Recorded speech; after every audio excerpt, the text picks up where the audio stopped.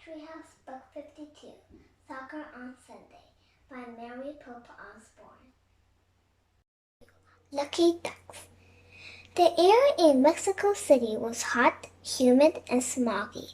Jack heard screeching car tires, honking horns, and roaring truck motors. He looked at his clothes. He was wearing his own shorts and t-shirt. Our clothes didn't change, he said.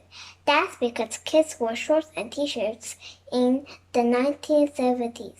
Remember the photos of Mom and Dad? Said Annie. Right, said Jack. He and Annie looked out the window. The treehouse had landed in a row of tall, leafy trees lining a busy street.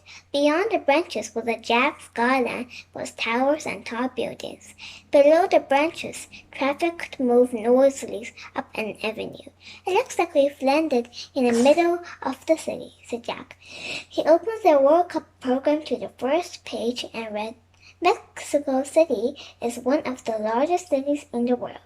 Its citizens are overjoyed that their city has been chosen to host the 1970s World Cup Games. Held every 4 years, the games are played for several weeks.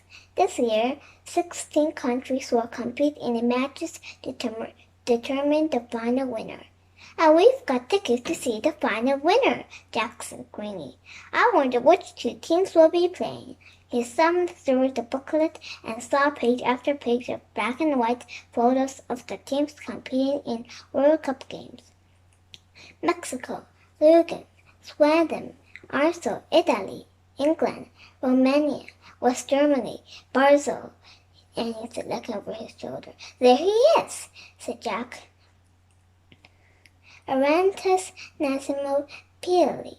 Well, we know Brazil made it to the final game, or we won't be here, said Annie. But I wonder who they're playing. We'll find out soon. Jack closed the program.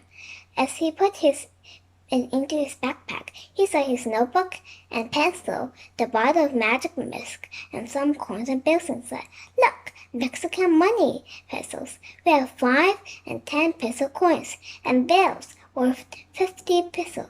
Sounds like a lot, said Annie. We can buy Mexican food while we get hungry. Tacos, enchiladas, burritos. I love Mexican food. Who doesn't? Jack said. Who doesn't love everything we're about to do? He pulled on his backpack and led the way down the rope ladder. When Jack and Annie reached the ground, they saw a large white building with an American flag. Engraved on the front wall of the building were the words, Embassy of the United States. A uniformed guard stood under the green awning at the entrance.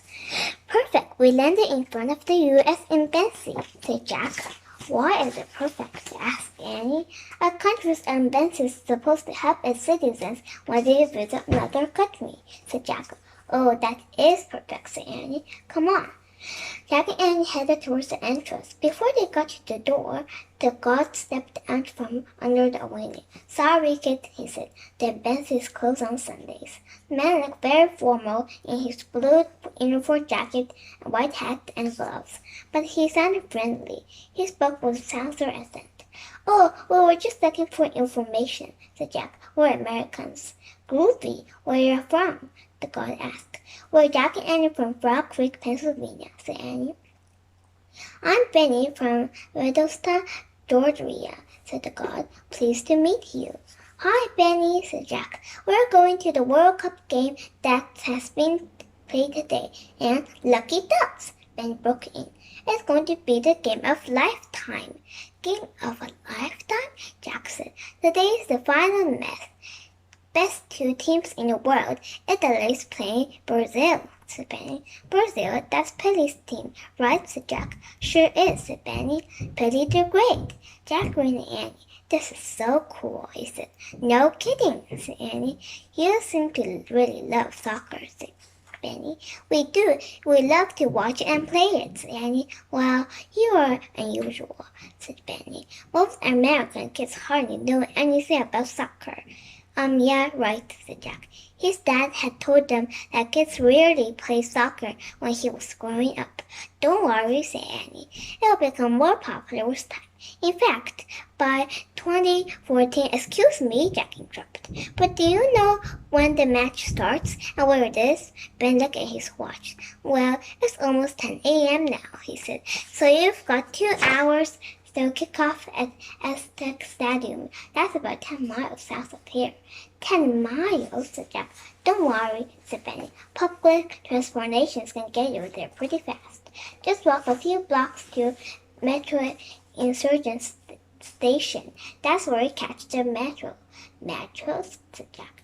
It's like we call a subway train in the States, said Benny. You'll need to catch the red line in the direction of Penland, and then wait, please, said Jack. He pulled out his notebook and pencil. Could you spell that? Here, I'll write it down, said the god. Jack gave his notebook and pencil to Benny. The friendly god mumbled the directions to himself as he wrote it down. Walk to Metro Insurgents, the red line to Pennsylvania, the blue line to Tasquina, last stop, then on tram to Aztec Stadium. It sounds completed, said Jack. Just ask somebody if you get lost, said Benny. Folks are here super nice. They'll be glad to help. The guard handed the notebook and pencil back to Jack.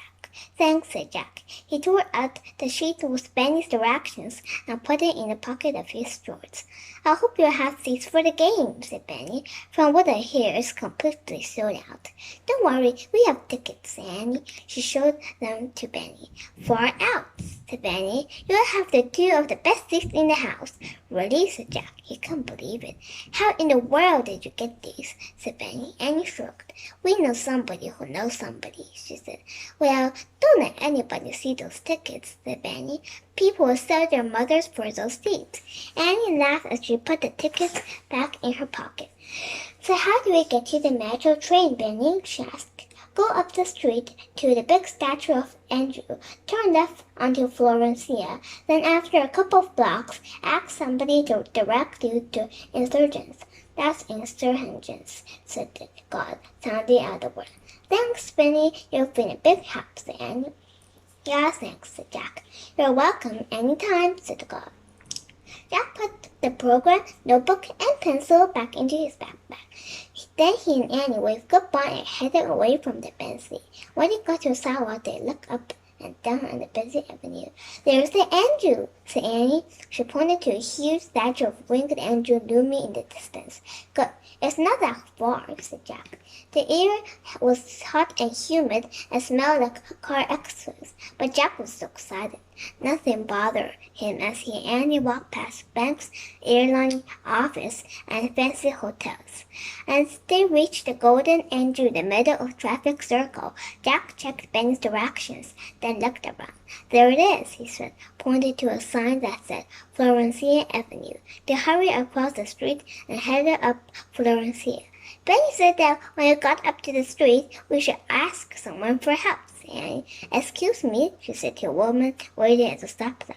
Could you please tell us where we can find? She turned to Jack. What was her name? Insurgents, Jack said, sounded out like Benny had. Yes, said the woman with a smile.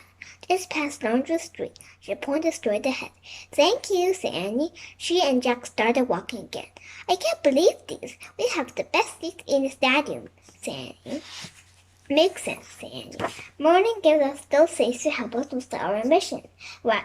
Like maybe Billy will be playing near us when we get to meet him, said Jack.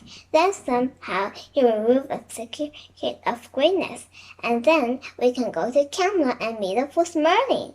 We're super lucky ducks, said Annie. Quack, quack.